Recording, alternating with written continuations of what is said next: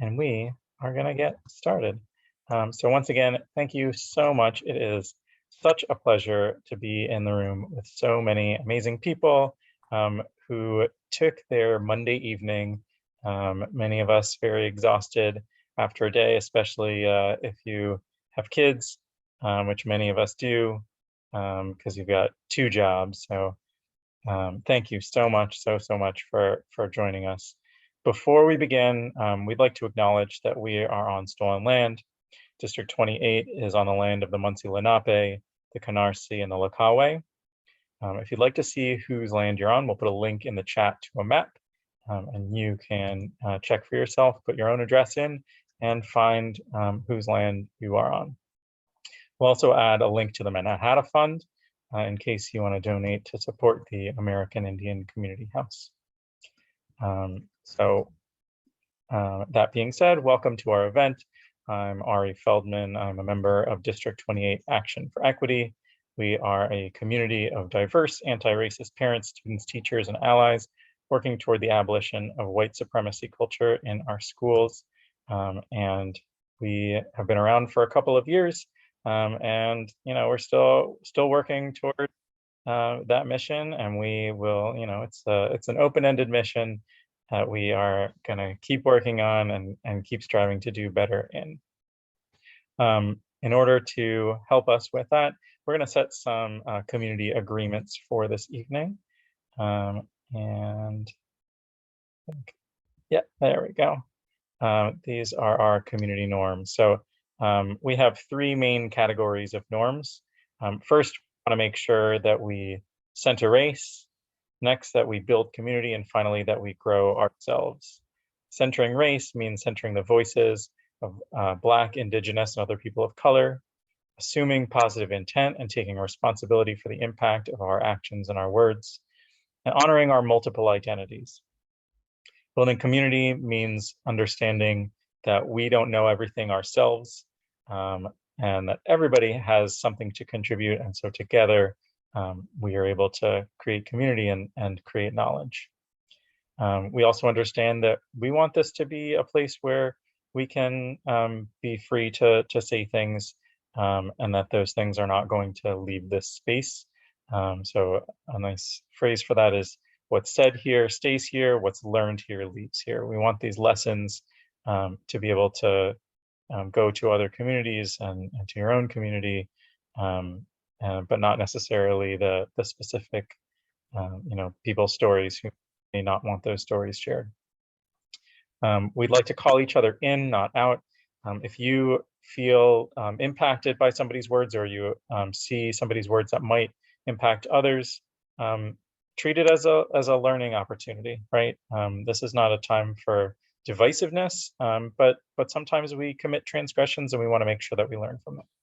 And finally, we want to grow ourselves. If you, this is a time for learning, and if you don't know something, don't be afraid to ask a question. And if you feel uncomfortable, dig into yourself and think about, why do you feel uncomfortable? So those are our community agreements. And we're going to give some thank yous before we keep going. We have a whole bunch of people to thank. First of all, Natasha Keepers of the Coalition for Education Justice and Matt Gonzalez of NYU's Education Justice Research and Organizing Collaborative helped us to come up with our session for tonight.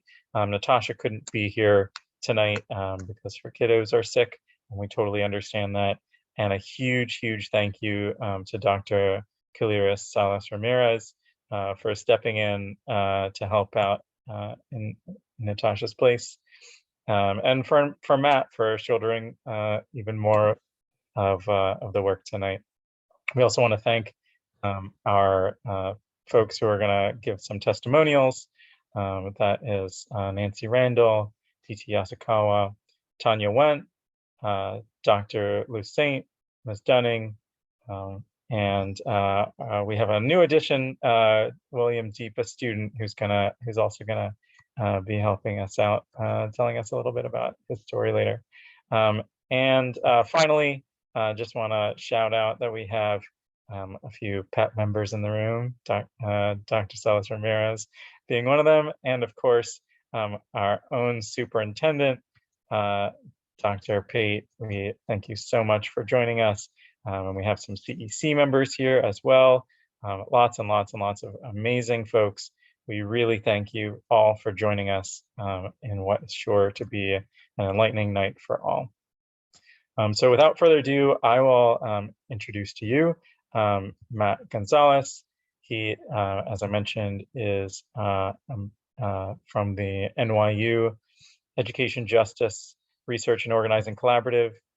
He previously was a teacher. Well, he's currently a teacher also, but he was a special education teacher, and he's from LA. So I got a little LA love there. I used to live in LA as well. And now he's here to teach us a little bit about CRSE, and I will let him take it away. Thanks, Ari. Thanks, everybody. We are here to learn together. So really just a pleasure and an honor to be in the space with you all. My friend Natasha could not join us, so I will do my best, but actually a totally inadequate job in kind of conjuring the brilliance and joy that Natasha brings to all the spaces, but I'm channeling that energy. So just a pleasure to be with you all. I'm gonna pull up a couple slides, just give you all a brief little overview of some of the work that, the Coalition for Educational Justice and my organization, the NYU Metro Center, has done to really support and elevate this work. Yeah, I'm going to share some slides, so I'll jump in right now. Here we go. Let's see if my tech is working. All right. So we're here to talk a little bit about culturally responsive and sustaining education. I'm going to do my best to just name and note that there's a bunch of jargon and acronyms that get thrown around when we're talking about education policy, equity, justice. There's all the terminology in the world. And so, what we'll try to do is really speak as plainly as possible and make sure that we're connecting there's some academic scholarship around this that we can talk about, but really just about the way that we think about honoring and valuing young people and their families as we build education spaces. So I'm going to jump in and, I really, again, really want to honor Natasha's work, because so much of the reason that I show up in the ways that I can is because of Natasha and the amazing work that CEJ has done. I know there's some CEJ fam in the house, so shout out to all the family that are here as well. EJ Rock, there's a whole acronym again for our crew at NYU, but really our work is really focused on bringing together research, data, policy, and community organizing to really formalize and support education justice movements across New York City and the country. We work really closely with the Coalition for Educational Justice and a number of other youth, parent, and educator kind of serving education justice groups, from Integrate NYC to the Alliance for Quality Education to EduColor NYC, and many other friends and partners that we've gotten to be in close proximity with over the years. We're a traditional research center, but I'm not a researcher. I'm an organizer and a policy nerd. And so we really get to collaborate with amazing folks who do research and who organize and do policy and really bring all that together to really center communities. Natasha is the director of the Coalition for Educational Justice, which is, I believe, a 10 to 12-year-old organization that has been fighting unapologetically for Black, Brown, and Indigenous and immigrant communities in New York City, and really ensuring that their educational opportunities are centered as policy, as resources get spent in our city. And so they've really been on the forefront of really leading and shaping an education policy agenda that is really centered in the voices of Black and Brown communities. And so just want to honor Natasha's brilliance and the amazing work that CEJ has done and continues to do and will do in the future. So just to give you all a sense of kind of the work that we all do together. So CEJ really started in 2016, and this is actually when I first met Natasha. They were really launching a campaign to think about what does culturally responsive and sustaining education mean for New York City. This campaign, which I'll talk a little bit more about some of the definitions, but really shaped the spending. And you all may remember back in 2018, there was $23 million spent to really do some grounding work for New York City educators around implicit bias. There's a whole range of perspectives of the value and kind of quality of that work, but really the investment in ensuring our teachers are really having a sense of equity and a sense of alignment towards justice for our young people is really work that CEJ has pushed and advocated for. CEJ has also released a number of reports, which we'll drop some links in the chat, really looking at the curriculum opportunities that are offered to New York City schools. No surprise, we have one of the most diverse student populations in the entire country. We serve a majority of Black and brown young people in this city, and the representation of Black and brown stories, identities, and experiences in the curriculum, resources, and offerings of New York City is kind of lacking dramatically. And so that, some of the work that CEJ has done is to highlight the disparities and inequities that exist in this city when it comes to access to curriculum that is culturally affirming, loving, and sound. Our work at NYU Metro Center has obviously been to support that. We have a culturally responsive CRE working group that is in collaboration with community-based organizations. We've advocated and worked with the Department of Education to bring together a definition, which we'll share in a second, around culturally responsive education, ultimately really ensuring that there's policy and kind of practices and priorities that the city is invested in, right? And so that you as parents, community members, young people can hold the city accountable for various policies. From 2020 until kind of present, we've been really working with central leadership at the Department of Education to think about implementation, to think about the spending of the $200 million that was invested last year, or that was said to be invested in building what's called the Mosaic curriculum, which is supposed to be a top to bottom curriculum that is culturally responsive. It's not super clear where that work is at, and part of why we're in this conversation today. So that's some of the work that we've had an opportunity to do together. And I'm going to move on a little bit.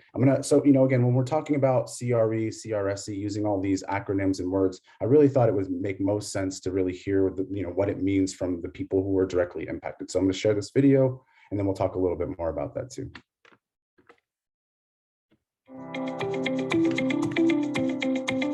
Culturally responsive education for me is the understanding that children are.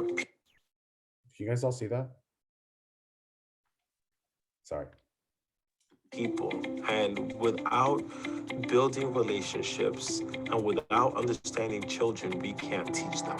Welcoming families in, having teachers and staff come out of the school building to really learn about the communities that they're in. I want everyone to be able to know, along with myself, about my heritage. When we say decolonizing our practice and decolonizing education, it is first questioning what you think is normal and right. We got the response from teachers that they didn't feel comfortable teaching about LGBTQ history because they didn't identify, or we got the response that they're against teaching LGBTQ history within schools. A lot of the literature that we read talked about topics and experiences that were not that relevant to me. When we negate people the opportunity to learn their legacy and what brought them into this world, we don't give them the space to fully love themselves. Yo he vivido en carne propia, yo he visto, he escuchado cómo los maestros hablan de los niños.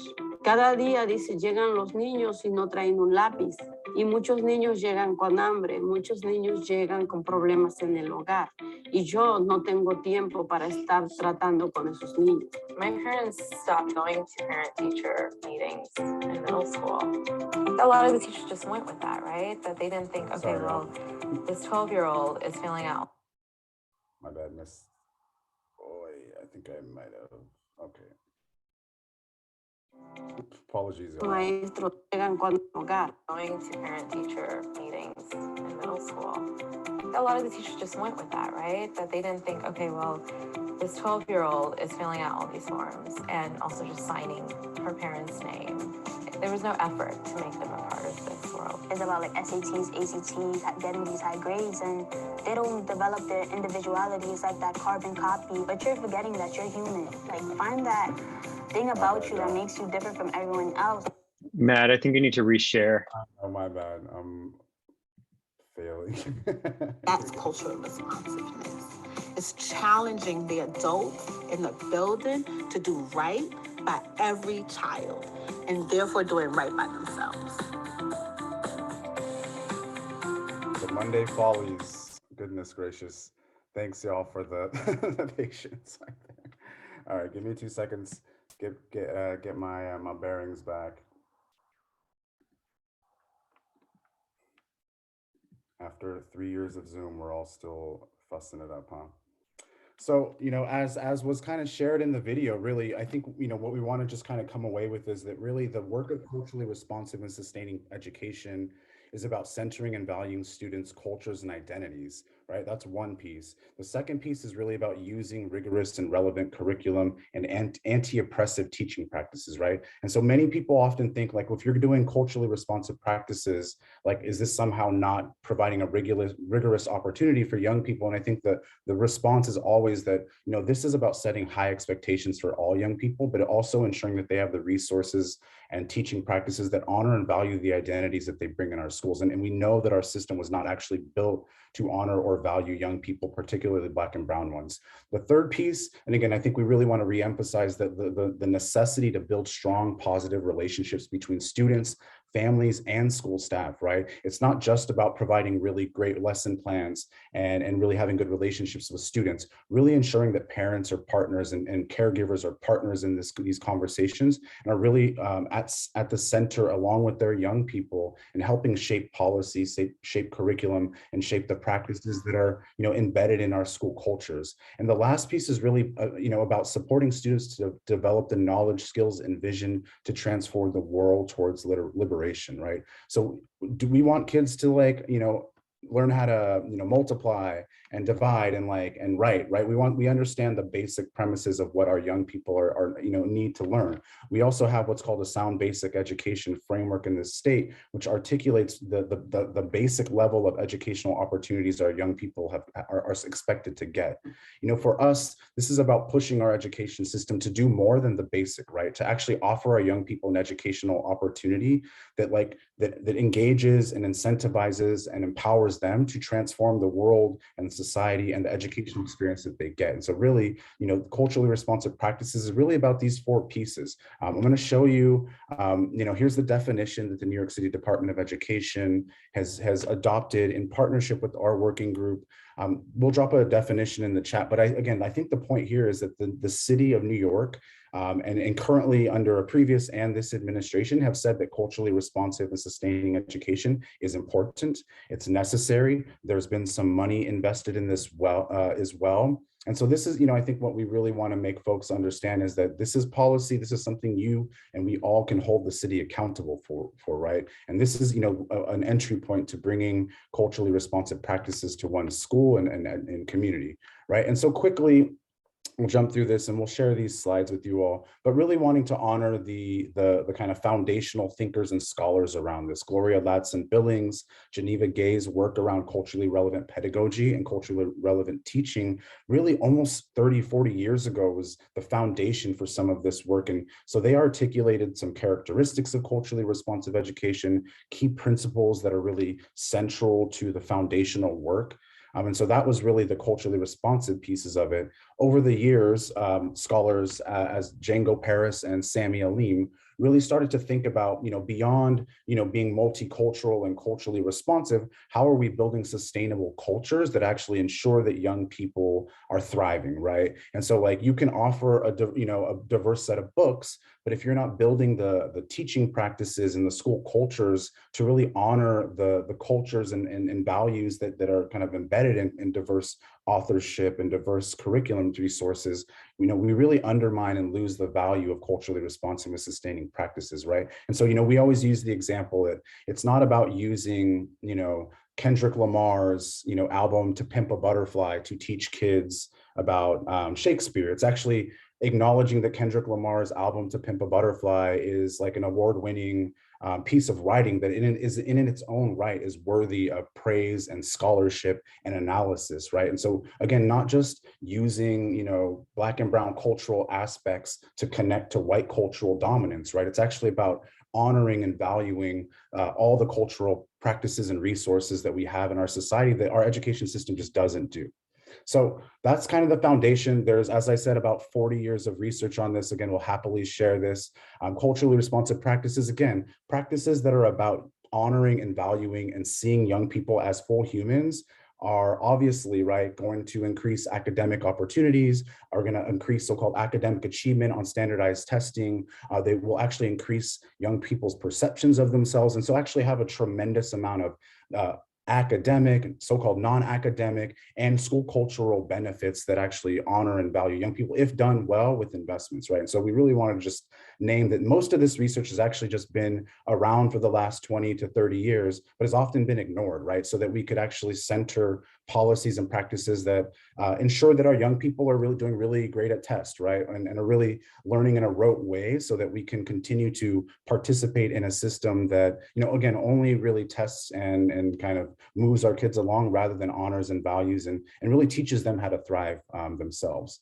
So that's my quick overview. Probably took too much time. Here's some of our contact information. We'll drop, again, all these links in the chat. I think the CRE Hub here is one of our biggest resources that has a number of videos, advocacy tools, and other resources for you all. And I just want to appreciate you all and looking forward to hearing the rest of this conversation.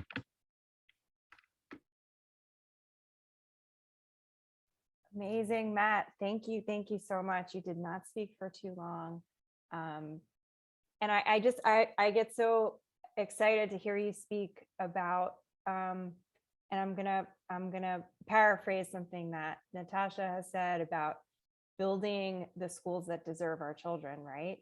And so I love hearing about what we're all working towards and what we will see one day. So thank you so much for giving that overview.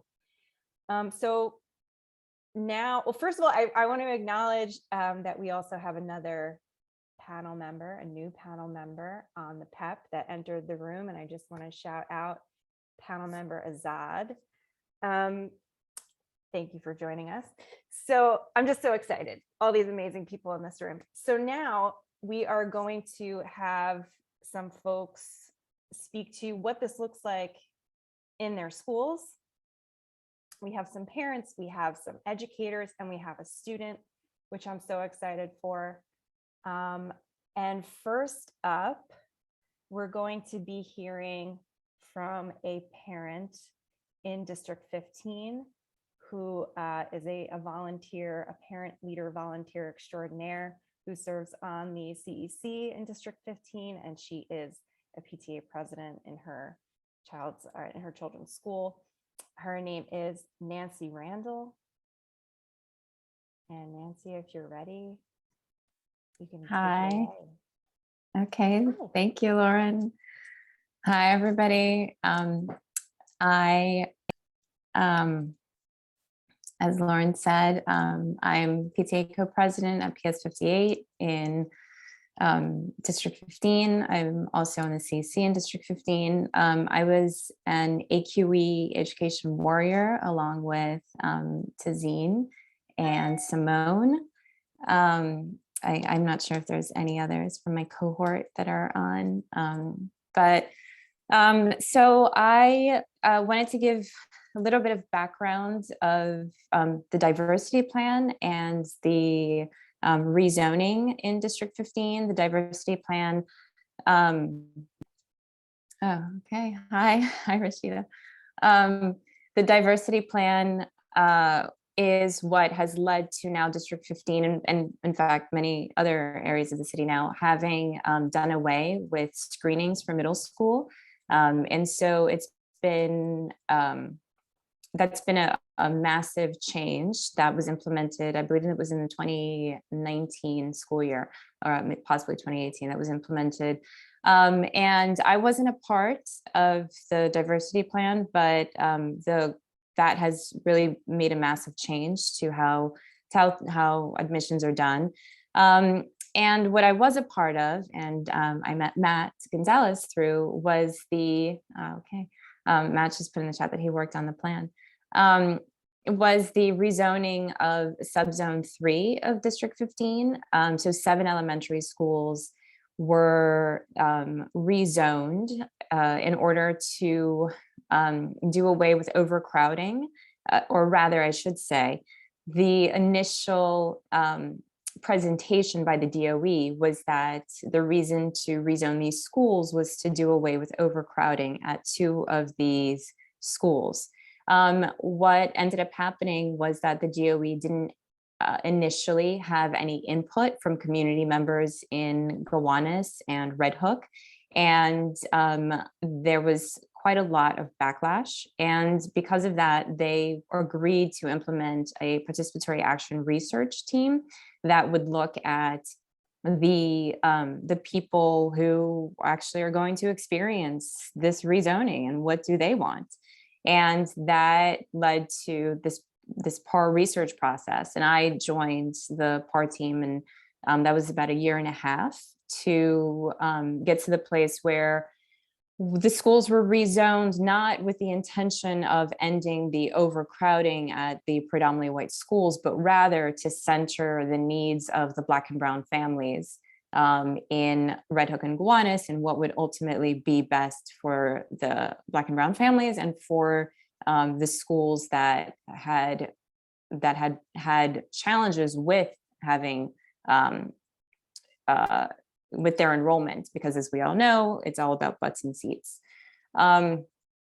So that led me to get way more deeply into all of this work and get eager to get more involved. And both PAR team members as well as AQE gave me the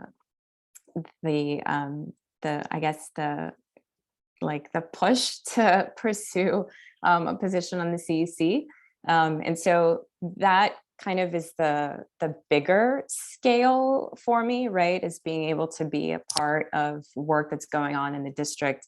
But I also realized that I wanted to get involved at my more than I had. And so I started speaking up a lot more than I previously had spoken up. And I would say a lot of it had to do with, I guess, feeling like I was ready to have my voice heard.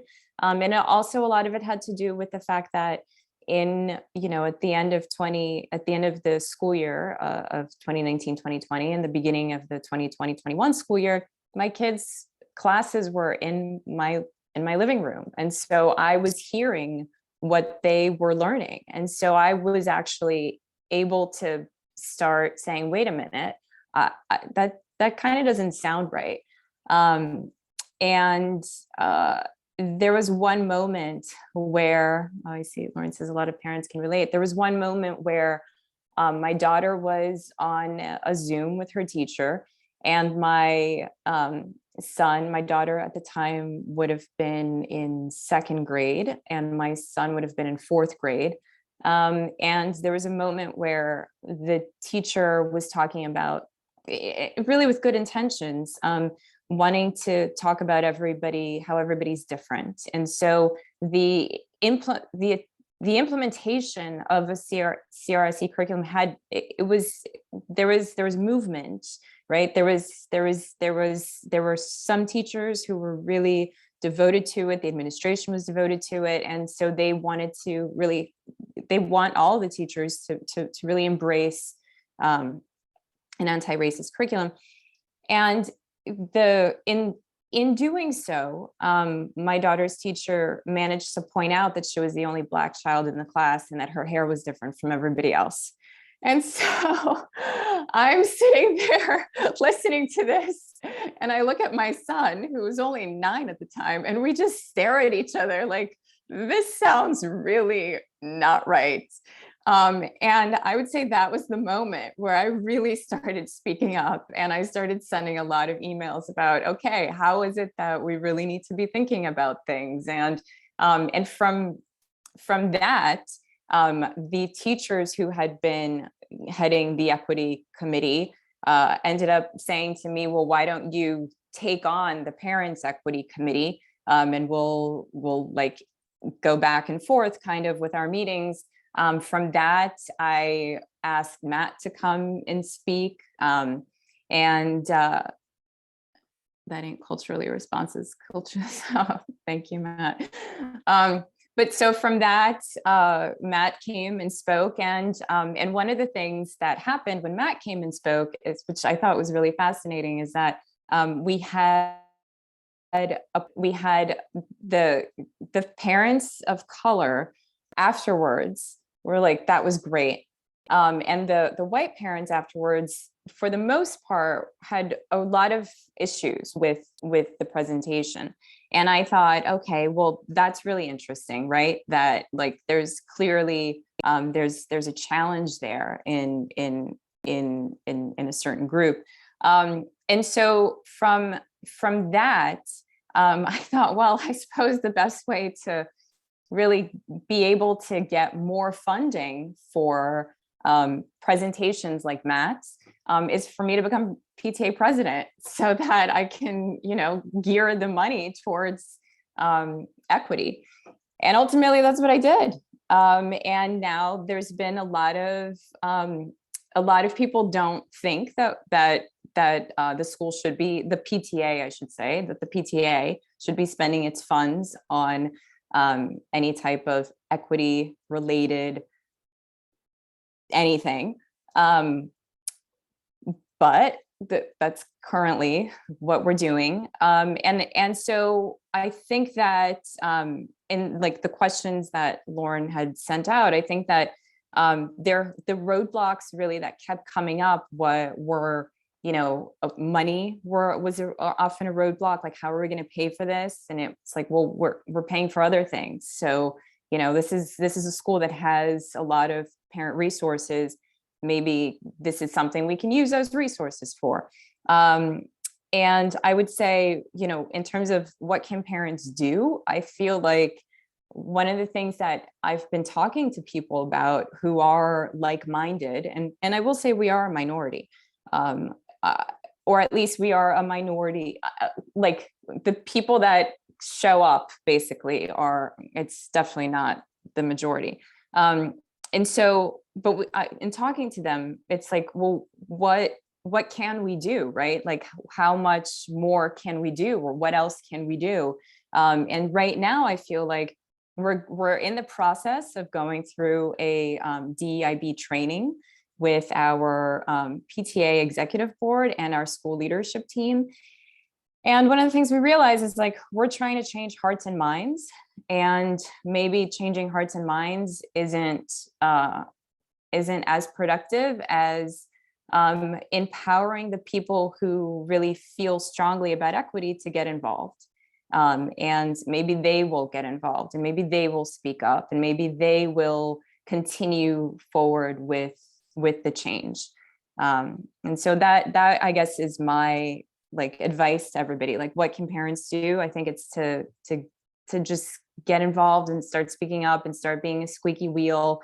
One thing that I've learned now through the PTA and the CEC is that like one parent will email us, and we are giving them attention to whatever it is they're emailing us about. So, if equity-minded folks are reaching out to, whether it be that the administration isn't listening, or whether it be that the teachers aren't interested, or whether it be that you've got the administration and the teachers on board with the CRSE curriculum, but then parents need to kind of get on board too. I think it's just get involved, start making noise in a nice, polite way sometimes, and not so nice if it needs be, but just start making noise.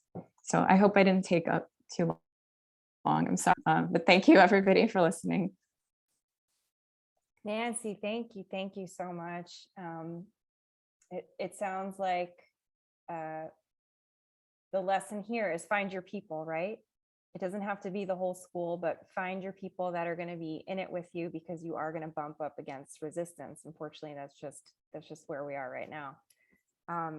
You're incredible. You're really an inspiration. I know it's not easy. Thank you so much for sharing your story, Nancy. Okay, and we have two more parents coming up that are going to share what's going on in their school, which is actually in our district right here in District 28 at PS 144. And Those parents are Titi Yasakawa and Tanya Wendt. And they're going to tell us about the equity group that they've been working on in their school. So take it away.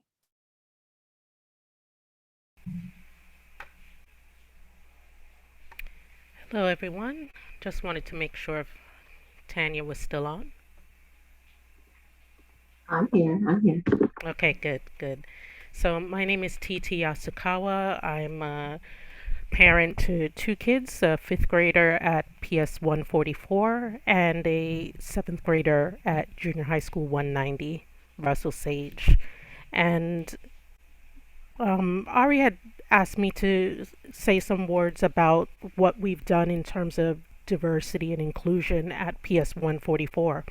And so I was looking back through all of my emails and how did this get started. And it was about 5 years ago, back in 2017, there was another parent that just had a couple of issues in terms of comments made to her daughter, whether it was in class or by the administration. And long story short, a letter went out to the principal. She had good things to say, but we wanted to figure out how we could continue that conversation and continue working on what we felt was a need to bring the different diverse communities at our school to greater attention. And so from that time, we tried to pull in different activities that we can pull together, and we just wanted to really just start to get the conversation started. We ended up creating an informal committee, and we tried to recruit members at the monthly PTA meetings. Of course, that was back pre-COVID, and so every month we tried to get more and more people to participate.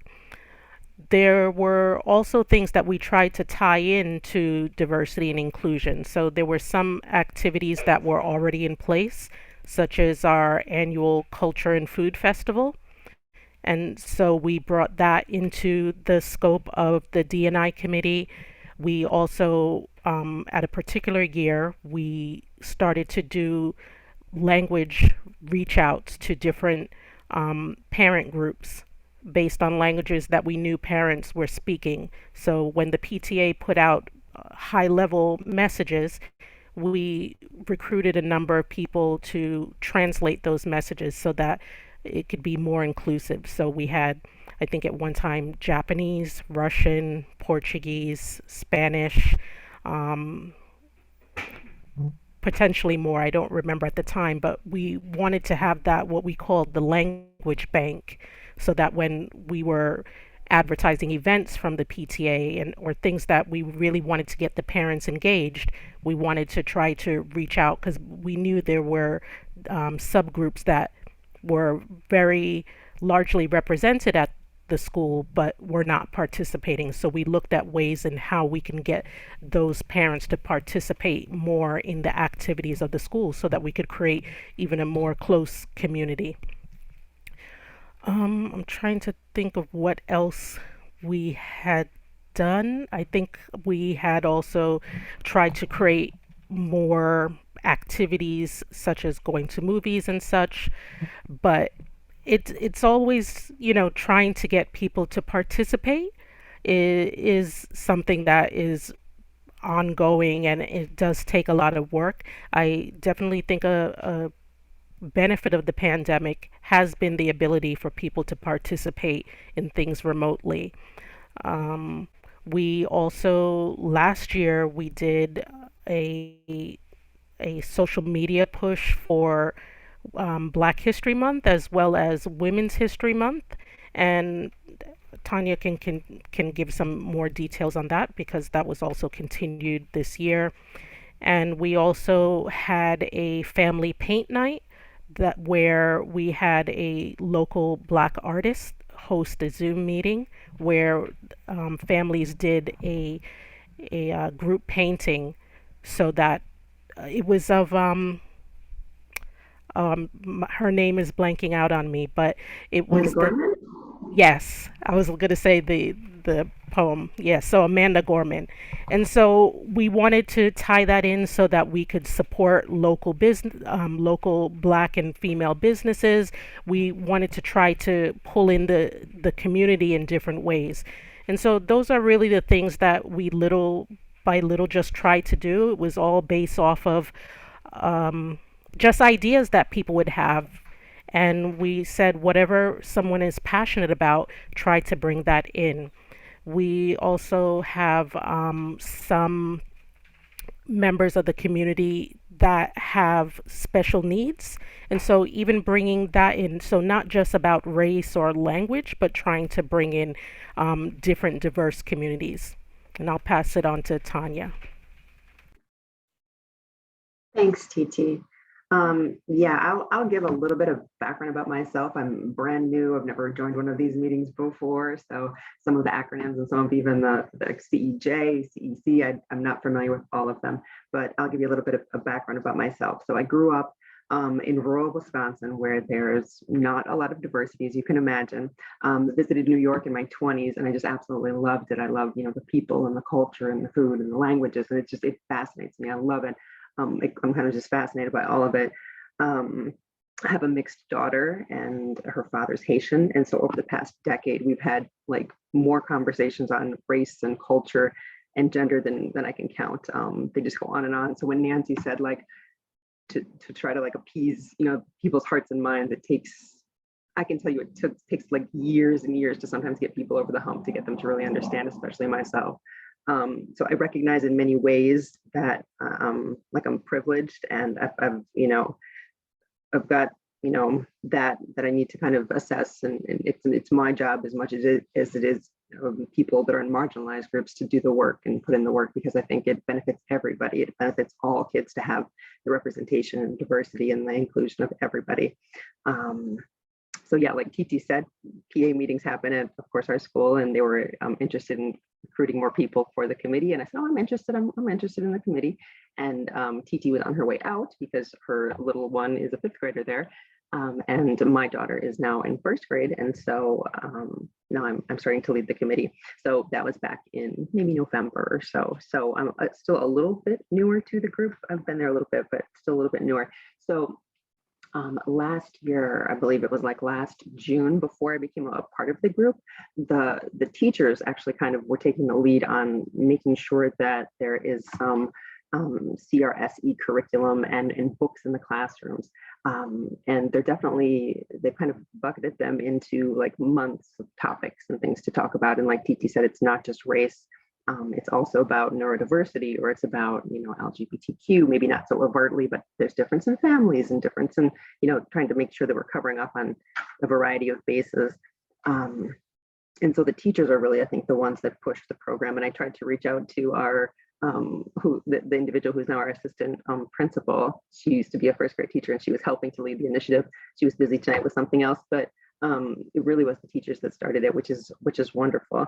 And I don't know the extent to which the curriculum goes beyond the books. I know the books get read aloud in the classrooms, and the administration had ordered a lot of books for the classrooms, both last year and then this year as well. And I think it's just great that there's things that my daughter's learning about, and she's coming home and talking about Ruth Bader Ginsburg, and she's talking about, all these different kinds of things. And it's like, wow, you're in 1st grade and you're getting exposed to, different kind of things that I'm sure I never knew about when I was growing up.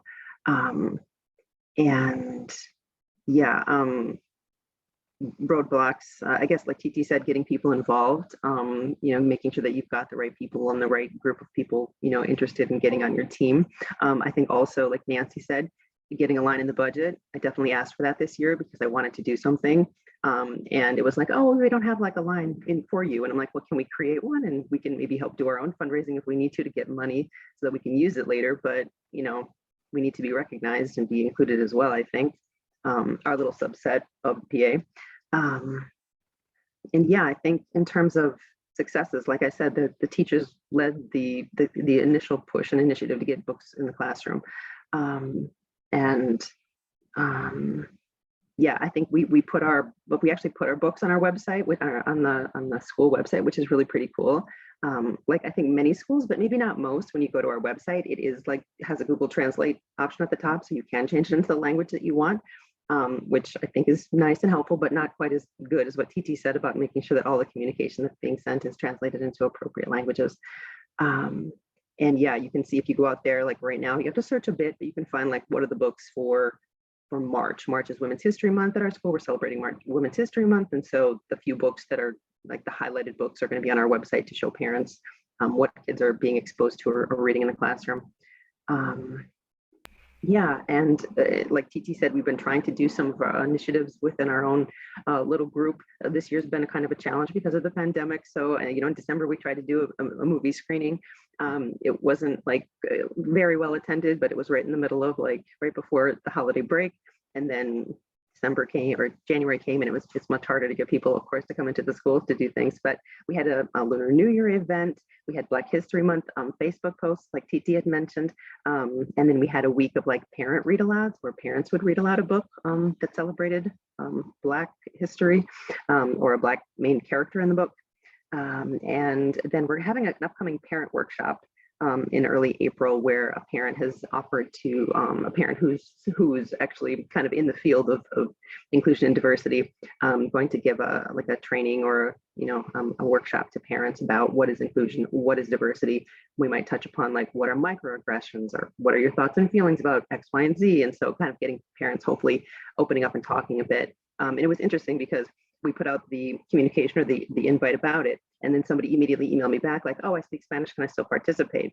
And it's it's one of those things where it's like, yes, we want you to still participate, but we have to think of all of these different things when we do these events, because of course we want people to come, but we have to be cognizant that we don't want to, it's purposely for inclusion and diversity. We don't want to exclude anybody. So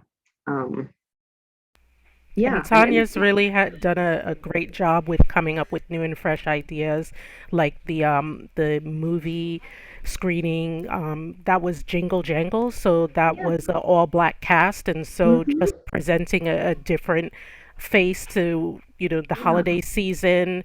And I think one of the important things, I mean, I wish I had started it earlier, but when new parents come in, trying to make them aware of these activities, and so that you can kind of bring in, you want this to continue, so kind of bring in, I'm forgetting the word, but to build in so that the committee will continue and doesn't just leave off. Because I've been doing this for 5 years. I had 2 kids, both in 144, and it wasn't until last year when I was realizing, I'm going to be leaving soon, so who's going to take this over?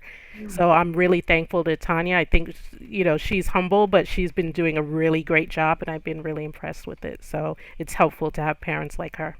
And it really is amazing too, because I know you were out there, you put yourself out there, and I was aware that the committee existed. But it's interesting because just recently, even a parent who'd been there for, she's a 3rd or 4th grade parent, said, oh, I didn't even know we had this committee. And it's like, well, how? Like there's still like a lot of maybe not knowing. And our school is, I mean, I don't know how big everybody else's school is. Ours is like 850 kids or something. So it's a little bit on the big side, I think. I don't know. So, but maybe not everybody's getting all of the communication. Like, hey, we want you to join. We want you to be here. So, yeah.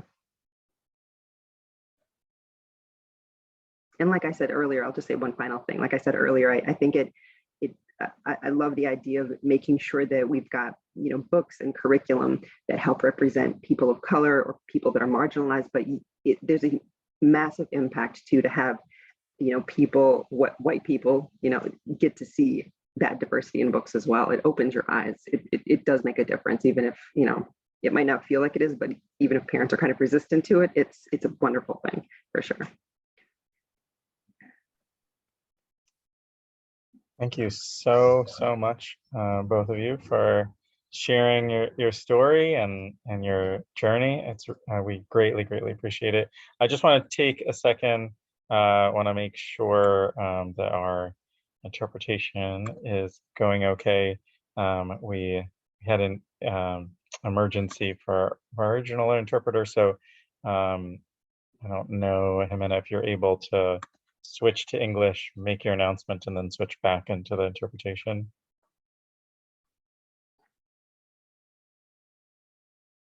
Good, so we can't hear Jimena, so she's speaking in Spanish, so I think it's working. Okay, but if there's anybody who's not in that room, they're not gonna know to go to that room. Who needs that? They need to press the little button. There's a little world button with interpretation and it says Spanish, but Jimena put it into the chat. So I'm going to go back into the chat and repost it. So, because I can't speak Spanish. Yes, Ari, if you'd like me to translate that, I can say that. Great. Ok, so para los hispanohablantes, buenas noches. Si necesitan interpretación, pueden ver dentro del chat a la mano derecha. Pueden entrar al chat y pueden buscar la información que está poniendo Jimena de cómo acceder a la interpretación. Una persona llamada Jimena que comienza con X va a poder asistirles con interpretación al español. Gracias. Thank you so much. Thanks for this wonderful community, for working together to overcome our challenges. Next up, we have William Deep. He is a recent student, current Columbia student, and he is also a member of Teens Take Charge, which is an advocacy organization, and they are some of the leaders of integration work in our city. So without further ado, William, take it away. Thank you so much, Ari. Yeah, my name is, just as a quick reminder, my name is William, and being involved in educational advocacy work has been so meaningful. I also just want to quickly shout out a few names that I recognize here in the call. So Matt, I recognize you. Kaliris, I recognize you. So many other names here that who I've been seeing trailblazing the work, trailblazing what it means to be an educational advocate here in New York City. And it's been through the educational advocacy work. It's been through works of Teens Take Charge, and it's been through Black and Brown organizers who have been at the forefront and organizing and fighting for educational justice. It's been Black and Brown organizers. I also want to quickly shout out Taj. Taj is an incredible person, incredible leader, parent, teacher, advocate, community organizer for everything that she's done for young people, for Black Brown organizers, for students across all of New York City. So quickly, I want to shout out her. I don't think she's on the call right now. I just want to spotlight her for a bit. And it's through adults like Matt, Kaliris, Taj, that I've seen the incredible power and the incredible need of culturally responsive and sustaining education. It's through the works of Black and Brown organizers, through learning about community justice and educational justice, that we need change in our schools, that we need new education, that we need culturally responsive education in our schools. Just as a little bit of a background, I graduated from the Brooklyn Latin School, which in its name, it's already problematic with a third word in its name. I graduated from a specialized high school in Brooklyn, in Bushwick, Brooklyn, and the location and the place and the fact that it is a specialized high school in the middle of Brooklyn, in the middle of Bushwick, already shows how problematic it is being in a specialized high school, right? And recognizing my own privilege. You know, being a young person here, I need to recognize my privilege. While fighting for change, I always need to recognize my privilege. And I hope that every person in this space, I hope that every person in every space can also recognize their privilege. So that's just a little bit of context and a little bit of a background. Coming from Brooklyn Latin, there's always so much going on, from the need of student power and the need of youth power to the need to expand our own culturally responsive education. There's always a need to fight for more. But I'm grateful to see so much change occur. From the time that I entered Brooklyn Latin to the time I graduated, I saw so much change occur. And that was because of youth power. And that was because of the Black and Brown voices in our school. It was because of the Black and Brown voices who constantly fought for the need for education, who constantly fought for the need for culturally responsive education. From seeing the transition of a European history curriculum, which in itself is a crazy idea already. Like, why do we need a curriculum for European history? To the transition of world history in the 10th grade curriculum, to seeing the expansion of implicit bias training, to seeing more administrators and more teachers actually want more diverse books, a more diverse curriculum, seeing the expansion of our world religions department, and seeing the expansion that we need other languages, not just Latin, seeing the expansion that we need more diverse curriculum, more diverse books, a more diverse teacher faculty population. And I'm so grateful that my high school has done that, but we always need more. There's always room for more. And I think that has been that biggest hard Sturtle, that has been the largest roadblock in this fight for more. A lot of people say we just need more diverse books, but a lot of people don't recognize the need for affinity spaces. A lot of people don't recognize the need to literally abolish our high school admission screens and to abolish the SHSAT.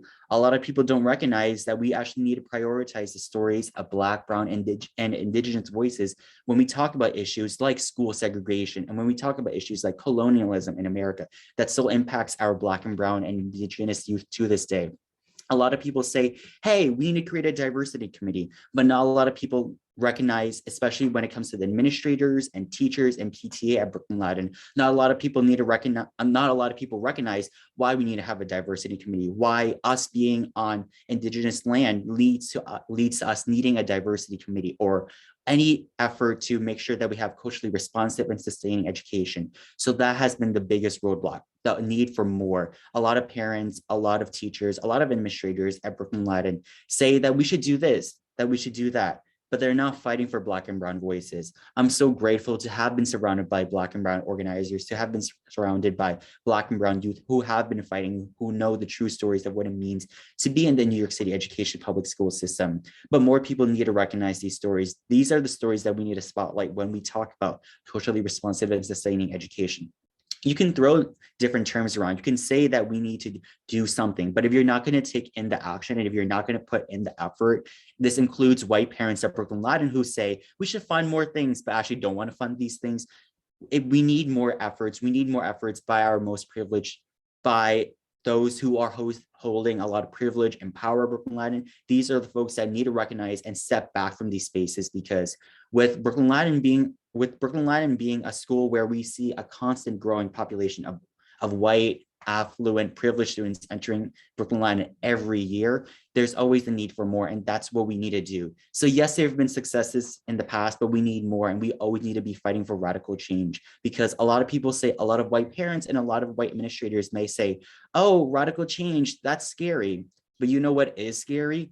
Being an underprivileged student in the New York City public school system. We need radical change so that we can have educational justice for our most marginalized students. So what can parents do to support culturally responsive and sustaining education? Supporting Black and Brown youth, supporting our Black and Brown teachers, organizers, parents who have been in the forefront, those who have been in the New York City public school system, those who know what it means to have implicit bias training, and those whose stories have not been recognized in history, those whose stories who, instead of having real authentic stories and learning about the history of Black and Brown organizers and youth and adults in American history, who have been silenced because we choose to learn about European history or Latin or classics or any of that. What we need to be learning about is our cultures, our identities, our backgrounds, because if students aren't learning about these things, then where else would we be learning about it? So long story short, what can parents do? Supporting Black and Brown students, supporting Black and Brown organizers, and always calling out when there's privilege in the space, and always calling out what can parents do more. Thank you so much, William. It's so helpful to have student perspectives. We all, need to make sure that we hear all of the voices, and of course of students who are the ones who are directly impacted. So we really appreciate it. I'm gonna just put in a plug. I saw in the chat a request that our speakers go a little slower. Our interpreter is not a professional interpreter. It's one of our members who is stepping in. With that, I'm gonna introduce Dr. Katiana Lussaint and Ms. Chartane Dunning. Dr. Lussaint is the principal, and Ms. Dunning is a teacher at the new Preparatory Middle School 8 in South Jamaica, District 28. With that, thank you so much. Good evening, everyone, and thank you to the D28 Action for Equity team for having us here. My name is Dr. Katiana Lussaint. I'm the proud principal at the New Preparatory Middle School 8. I've been at New Preparatory Middle School 8. Many of you may know it as Junior High School 8, Richard S. Grossly, for 22 years. That's my home, that's my school community. So I'm here just to share some information about the work that we have been doing at 8. And I have my wonderful teacher leader also here that's also going to share with you. So at this time, I'm just going to share my screen. So please give me 1 minute.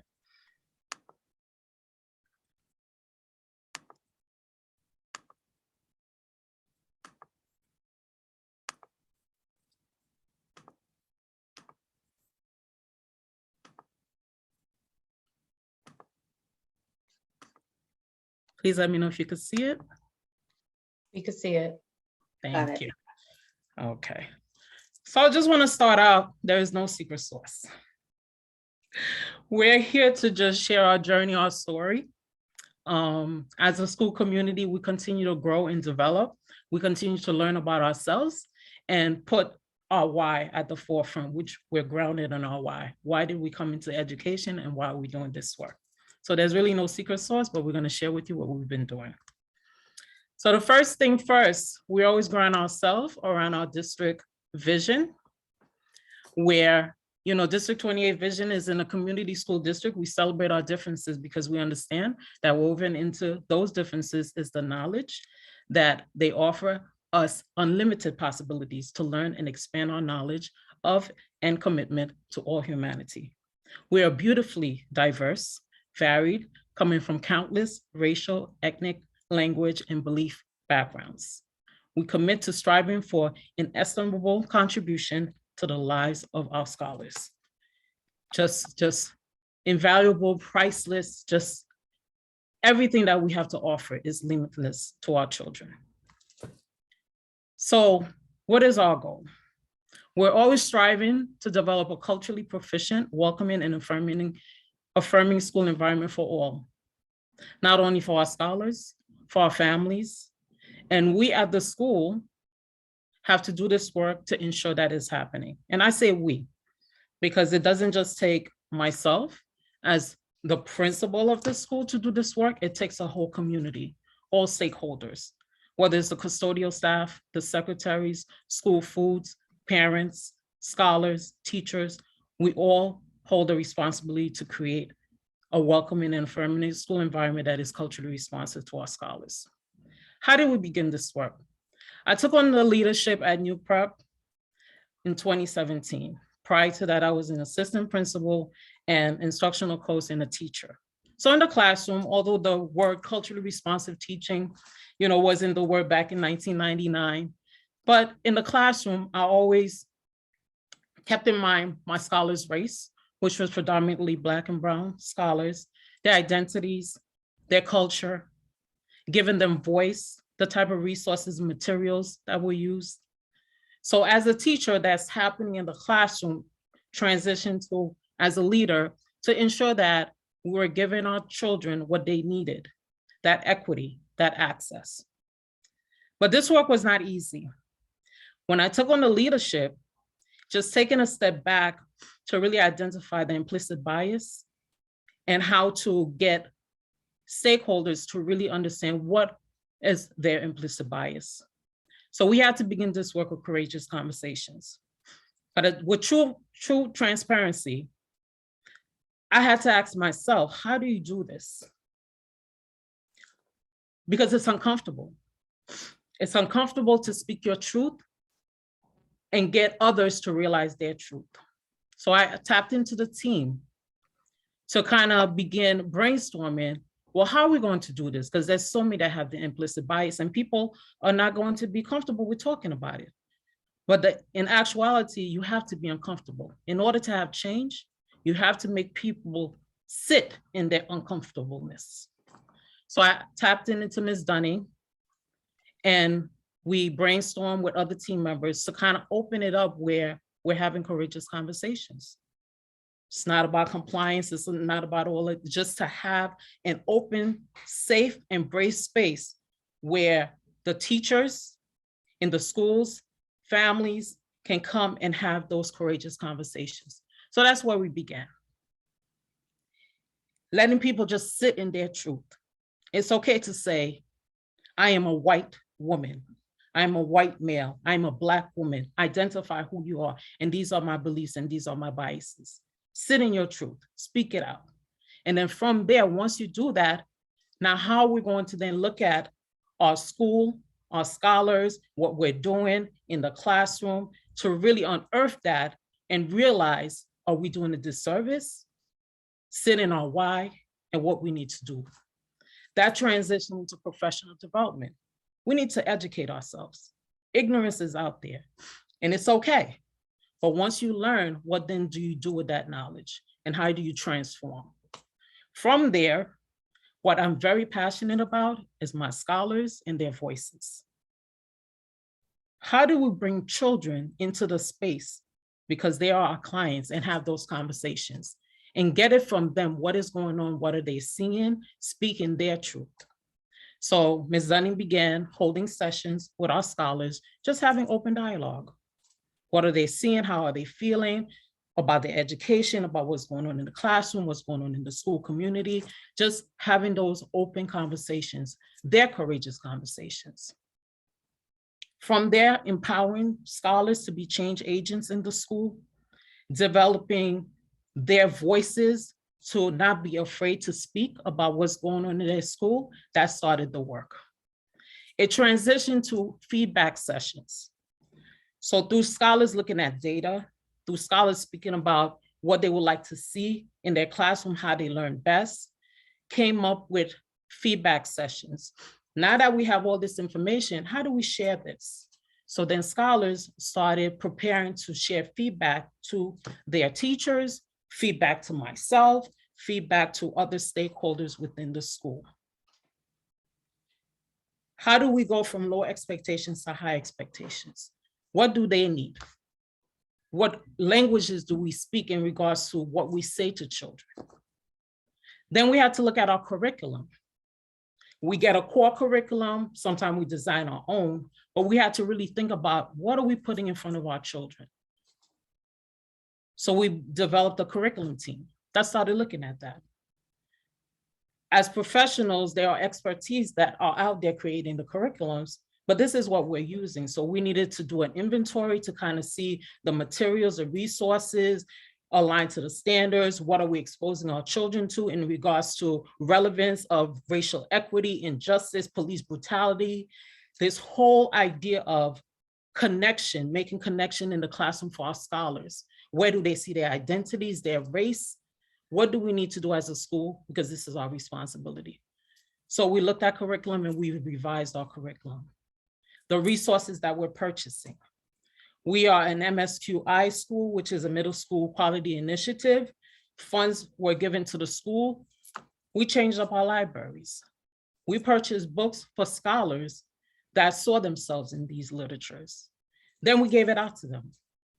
They came down and we had a whole book fair where they came and they picked up the books and the books went to them where they could read. The smiles on their faces, where they can read about stories about that they can relate to or they can make connections with. And the next thing is, how do we engage everyone? Because this work, again, is not done alone. It's done with a community of stakeholders, meaning everyone. Thereafter, we created our culture pillars, which encompass empathy, honesty, voice, spirit. So prior to that, we had culture of the month and we celebrated different cultures, but now we are celebrating culture pillars where we're talking about empathy. What does that mean? What does that mean to be accountable? What does that mean to be responsible, respectful? What does that mean to be voicing what you feel and speak your truth? At this time, I'm going to turn it to Ms. Dunning, who's going to speak a little bit about our equity team that we began with our scholars. These are a few members of our 7th and 8th grade equity team. The 7th graders have on more timid tigers, but our 8th graders have the tigers that are roaring on the back. And they're very excited to be a part of this. This is just a few of them.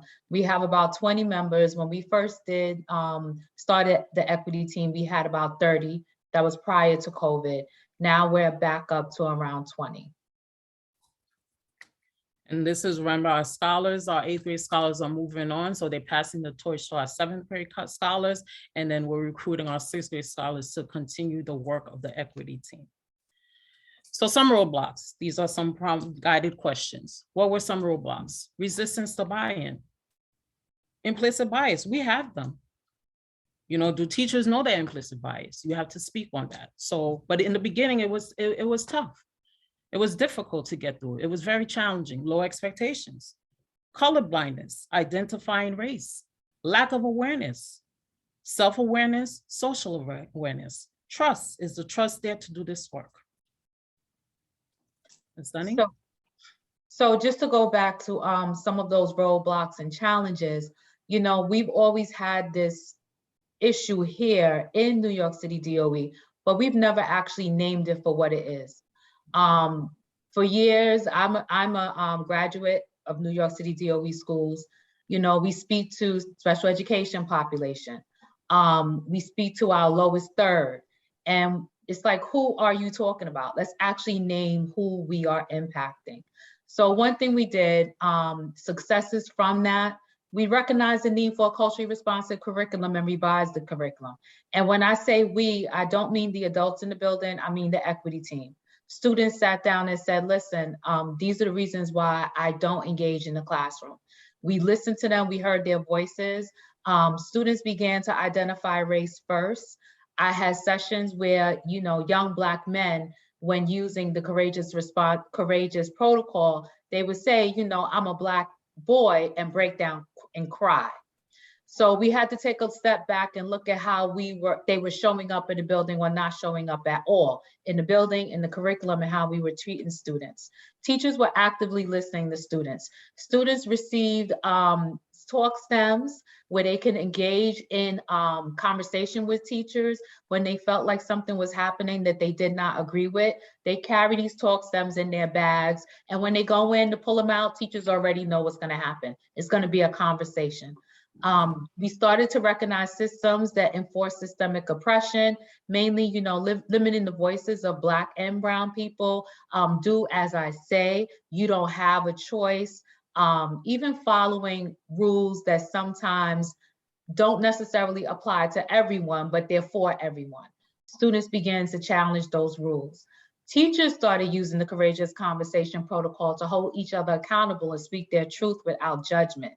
You know, with students, I know that they'll get there and they're going to speak their truth and they're going to show us things that we never knew.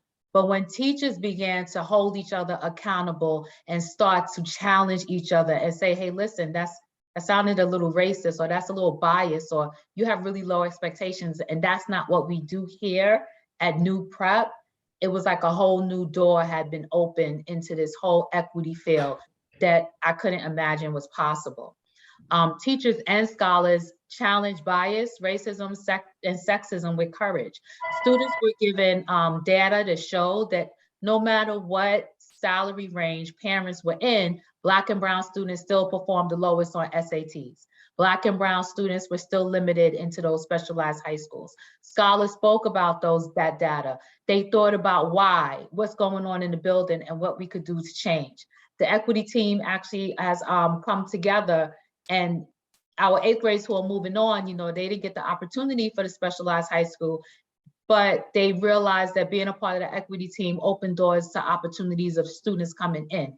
And one of their suggestions when they met with a congresswoman who came to the building was that high school principals and assistant principals and guidance counselors come into the school to actually see the students in their element, rather than students going and begging to be a part of their environment.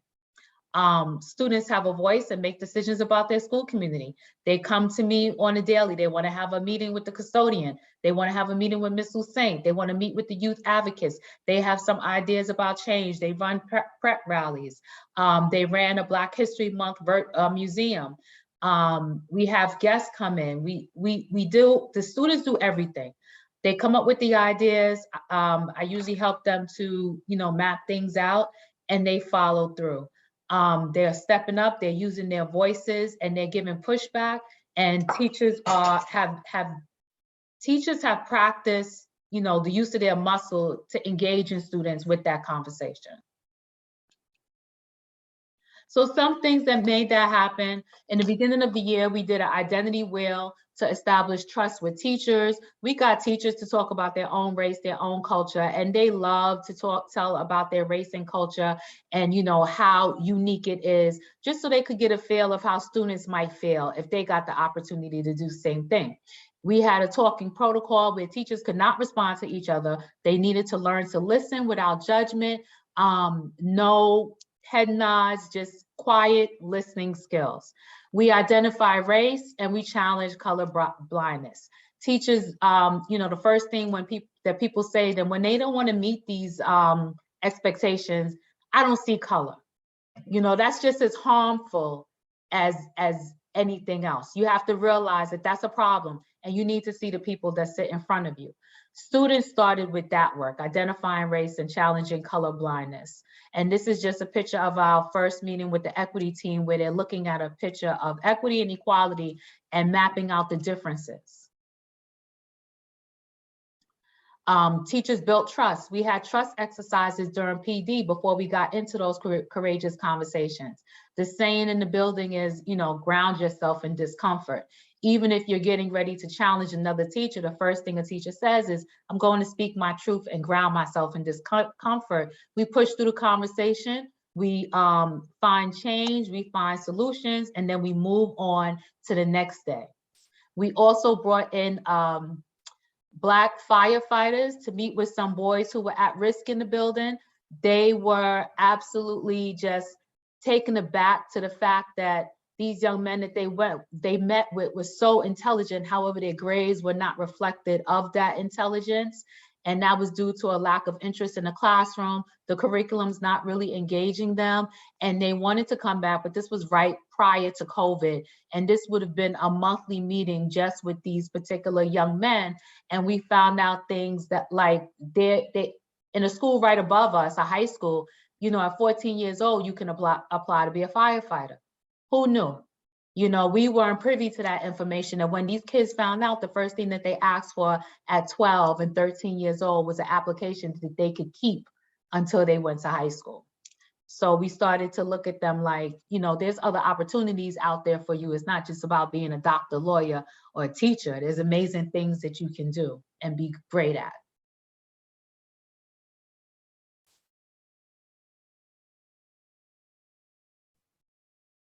So the next question is, thank you, Ms. Dunning. What can parents do to support CRSE in their schools? Knowledge is power.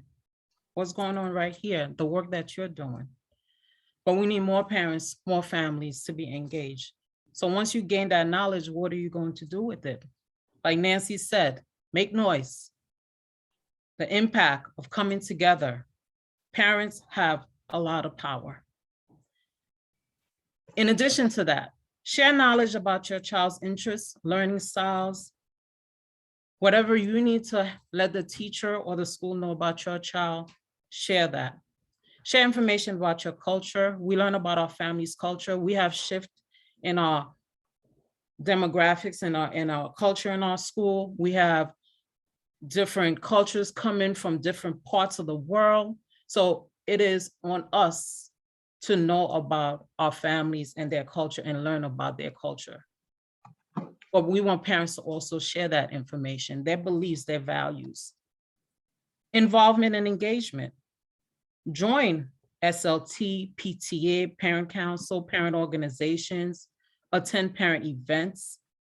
One thing that we did prior to COVID is have instructional learning walks where families were invited to come into the school and go into the classroom and see what their child was learning in the classroom and ask questions, debrief with the teachers, participate in events, whatever's going on in the school.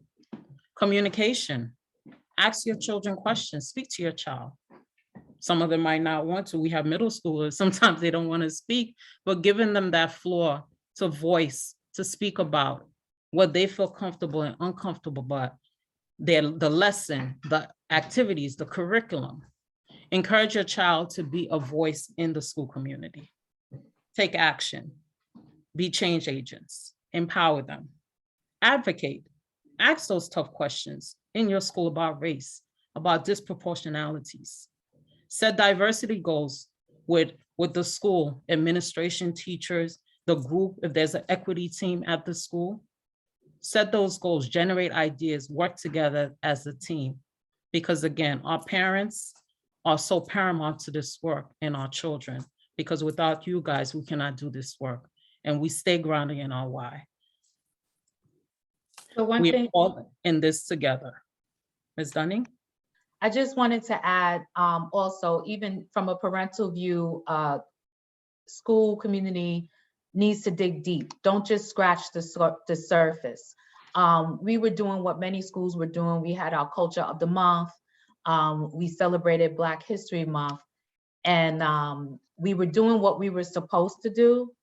And sometimes you just have to really dig a little bit deeper and do what you're not used to doing and become a little bit uncomfortable. And in doing so, our students have really found their voices, and allow the students to lead, because they're going to show you exactly where you need to go. They're going to show you what the school community needs and what they need to be successful. Last but not least, we're all in this work together. Thank you so much for this opportunity. Our contact information, if you would like to reach us to speak further about what we're doing at New Preparatory Middle School 8,